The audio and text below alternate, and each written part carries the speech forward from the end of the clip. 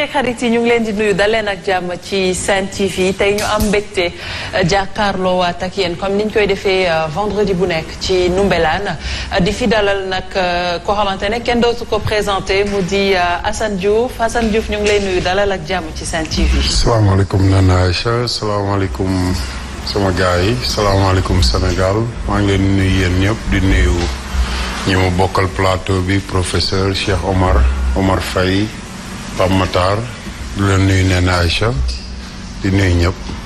très bien professeur gëjoon nañ la gis namoon nañ la. waaw nen dëgg la internet yi chaque jour ñu laajte la.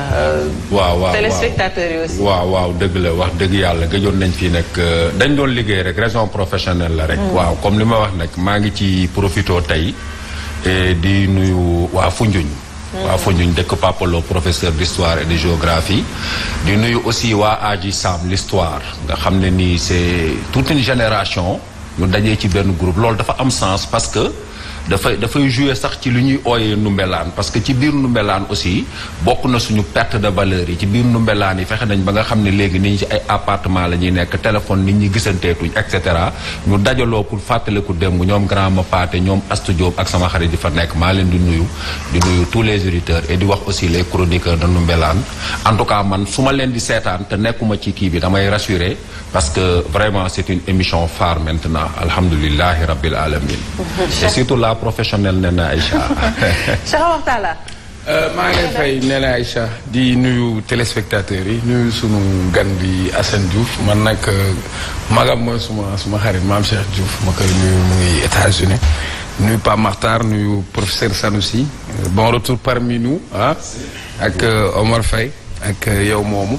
mais di masaw rek ak jaale sénégalais yi parce que bëri na sunu ay mag ak sunu ay kilifa yu fi jógee ça veut dire que réalité mbas bi aussi am na fi ñu gën a fàggu gën a moytu mais di profité pour jaale la famille Tidiane ki nga xam ne mooy sëñ Moustapha Sy Djamil bu sëñ Mansour Sy borom daara yi di jaale kilifa diine fi jóge yëpp parce que genn golo gàtt na waaye loo ci laal mu côté Sénégal benn bopp la bu ma fa jógee aussi en tant que conseiller ville de Pikine aussi di jaale le maire de la ville de Pikine Ablaye Timbo nga xam ni magam moo génn àdduna moom it di ko jaale aussi président de la République parce que c'est une même famille c'est pour dire que au-delà des positions wala ñoo bokk Sénégal te ñoo bokk réew mi di dalal sunu gan gi tey mu ñëw nag sol tout blanc ma gis ni kon dafa ñëw indi yaa salaamu jàmm la paix j'espère que nag indaale woo xorom.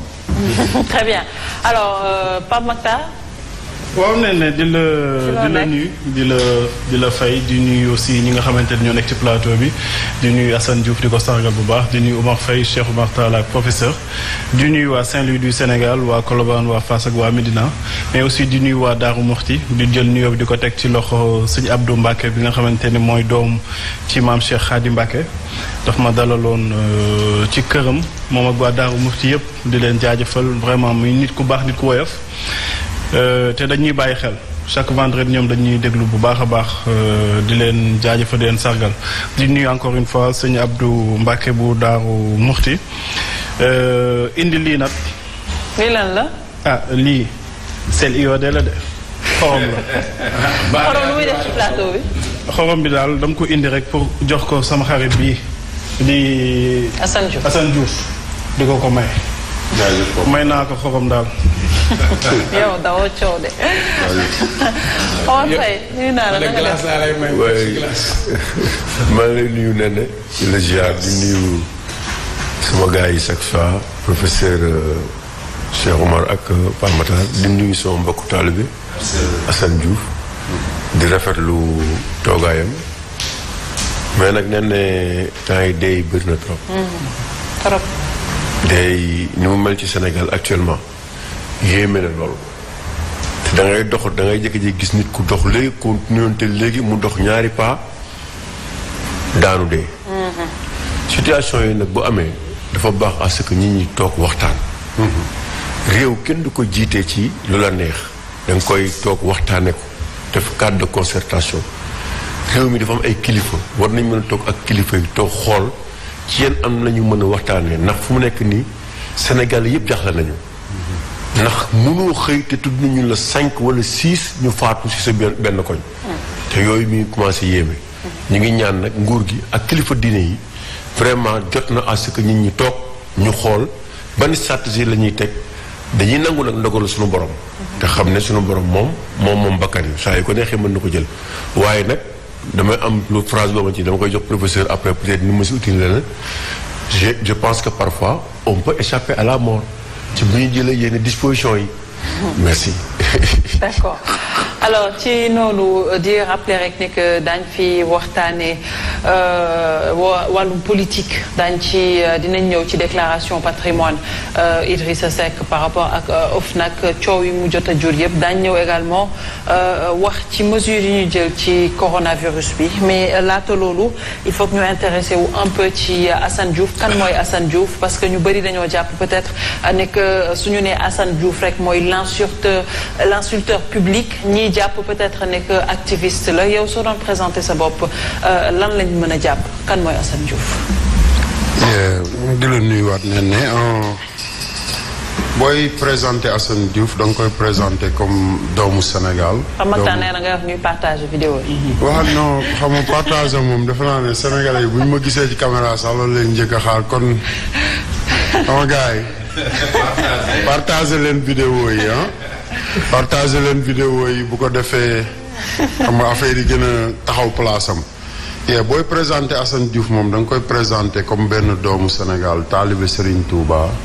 juddoo fii ci Sénégal màgge fi doon taalibe Sëñ Fallou bëgg réewam xam nga di xeex pour réewam nekkoon États-Unis xam nga xëy na nag nit ñi moom dina am saa su ne tur buñ lay wutal fii moom defe naa ñu ci bari ku ci nekk am na tur buñ lay wutal mais loolu daal laa gis ne moom mooy Assane Diouf benn nit boo xamante ni toog na gis lu ko naqari xam nga mu jaarale ko fi mu ko mën a jaarale pour xeex ko.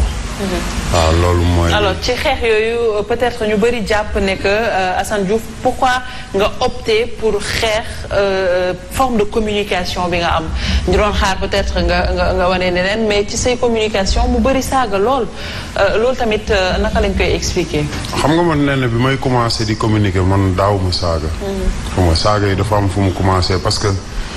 bi may commencé di communiquer nit ñi dañ ma doon saaga ndax am fu ñu far xam nga ñooñu ma doon saaga man maa wëlbatiku ci ñoom parce que topp naa leen boo seetaanee boo demee ci archive yi boo demee xool di nga gis saaga yi ñu ma doon saaga du ñu saaga xam nga leen di dégg mais xam nga boo nekkee Facebook dafa am ay commentaire xam nga ci biir commentaire yooyu da ngay gis ñu lay wax naan la xam nga façon wax bu ñaaw bu nekk di nga ko dégg après ci laa leen topp ba wëlbatiku ci ñoom xam nga pour delloo leen saaga yi te ñi ma doon saaga mooy ñi ànd ak nguur mais xam nga mosuloo gis Assane Diouf taxaw rek jàkkaarloog sénégalais yi wala xam nga taxaw di wax ne man la Assane Diouf sama kër gi sama oto bi seen nangam taan loolu moom xam nga bokkul samay affaire lépp lu ma wax rek sénégalais yi ñoo tax ma wax ko. ba pare xam nga nañu gën a ubbiwaat suñu xel yi xam ne xam nga Sénégal ñoo ko bokk daal. buñ la waxee ci doomu aadama bi da nga war dem gëstu liñ la wax ndax dëgg la wala du dëgg mais boo demee fi ma dëkk tey doo dégg ñu ne la Assane Diouf saagakat bi loolu ci mbedd bi nga koy déggee. c'est important professeur dañoo waxu liberté d'expression ñuy laajte rek pour xam est-ce que au nom de la liberté d'expression war na tax ñu taxawee yenn taxawaay yi wala wax lu ñu neex au nom de la liberté d'expression.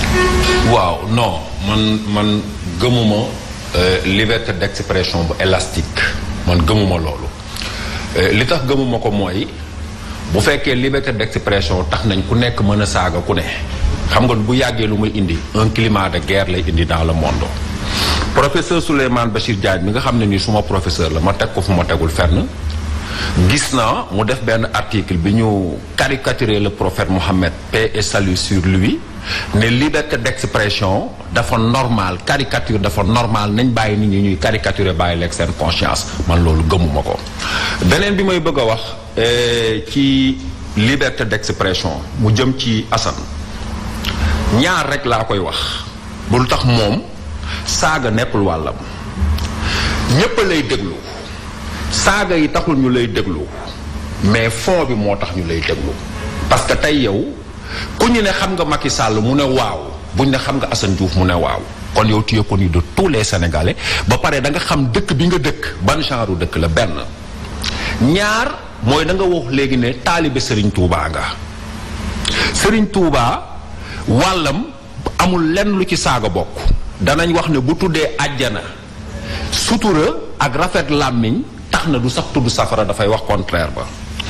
mu am ku ma envoyé léegi oustaz Fall mu may waxal prophète yépp oustaz Fall lycée la nekk mu ne prophète yépp dañ leen laaj lan mooy sonal nit ëllëg ñu ne la moisson de sa langue. beneen bi mooy Cheikh Anta Diop dafay wax mu ne dëgg su àndeek saaga dafay wàññi doole ji. yow tey jàpp naa ni li daloon Ousmane Sonko ba mu xëy suba teel nekk député yow man gëm naa ci suma analyse que ni tey bu élection ñëwoon nga teg ne dama bëgg a nekk député di nga gis Sénégalais yu bëri yu la topp votel la parce que naw nañ la. pourquoi ñu naw la parce que da nga am un courage républicain li tubaab di wax tu dis tout haut ce que beaucoup de personnes pensent bas. man mii di wax ak yow am na ñoo xam ne saaga nga leen ŋàññi naa leen man su ma tëjoo dama leen di saaga mais xam nga public bi da nga ci amul droit di saaga parce que au delà da nga war a nekk éducateur nekk taalibe murit ba pare am ay njaboot. kon tey man saaga yooyu noonu tey dëgg jooju ngay wax nga xam ne dafa war a yee Sénégalais yi ak ca na nga ko doon waxee mais boo ko tegaloon xalif général des mourides du ko déglu parce que xalif général des mourides mënta déglu saaga yu ñaaw yooyu. man su ma koy déglu ak sama doom bu sama doom ne tëll dama koy fay parce que du ma toog sama doom may wax loolu donc loolu da nga ko ci war a sóoraale man li ma lay ñaan mooy nga continuer sa combat parce que gëm naa ni yàlla ngi lay bindal tiyaabo bu bëri parce que yaa ngi taxaw di xeexal ay àddina ay nit yoo xam ne ñu ngi leen teg musiba naaru laay boo xam ne nii bu sottee dina jël seen bakkan jël seen économie mais nag Diouf a ñoo ko bàyyi comme yow séeréer nga te les séeréer ils sont très intelligents Cheikh Anta Diop ñu ne yéen a tabax Égypte te aussi xam nañ say maam nga bokk fi nga bokk bu ëllëgee tegal un discours de vérité. am na benn professeur philo nee na ma wala booy saaga sax boog nga inventé waat saaga yi mais c'est que saaga yi dafa ñaaw quoi donc vraiment. teg ko de côté daal.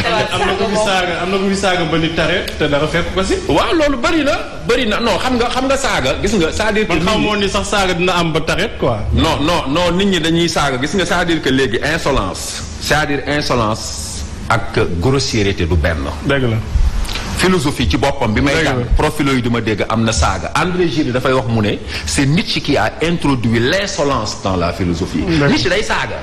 mais contexte la. mais dañ koy yëlam mais xam nga am na yenn saaga yoo xam ne damay tibb xorom tibbee ko fa mu ñaawee.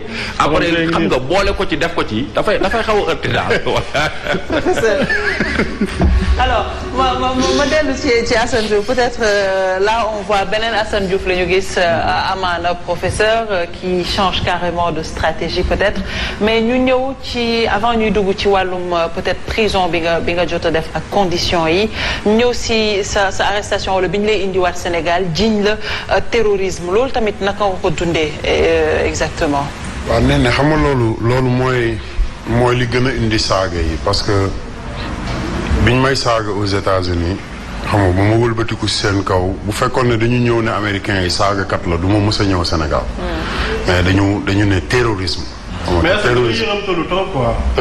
non. gënoon nga tàng mu demee noonu xanaa dingeer bi moo ne wul. non parce que xam nga fii fee dama doon sangoo xorom si. xam nga li ma ba pare bu ma ñëwee rek damay cibbi si xorom si di ko xam nga fii moom sama kër la xam nga soxna saa ngi fii daal xam nga soxna yi dañu leen di jox cër bu baax. léegi loolu moo waral. bi ma ñëwee Sénégal ñu ne Assane bu egsee Sénégal dina bàyyi saaga parce que avant ma jógee États-Unis dem naa ba sama biir famille sax am na ku taxaw ne ma yow da nga xam nga da nga yabaate da nga réew nangam xam nga comme da ngay saaga boo ñëwee fii di nga xam ne Macky Sall léegi te sama biir famille la nekk. xam nga teg ci wax yu ñaaw yoo xamante ni xam nga dafa indi. xam nga beneen image boo xamante ni dafa tax man ma gën a jëngu quoi ne non dootuma bàyyi lii parce que xam nga ñun dañ ñu contrôler te contrôler bi ñu contrôler mooy dafa am ñoo xamante ni dafa am beneen façon bu ñuy saaga. mais ñun amuñu droit ubbi suñu làmmiñ saaga te mënuñoo jot ci ñoom. mais xam nga bu ñu demee ci côté États-Unis bu fekkonte ne xam nga état bu Sénégal dafa ñëw.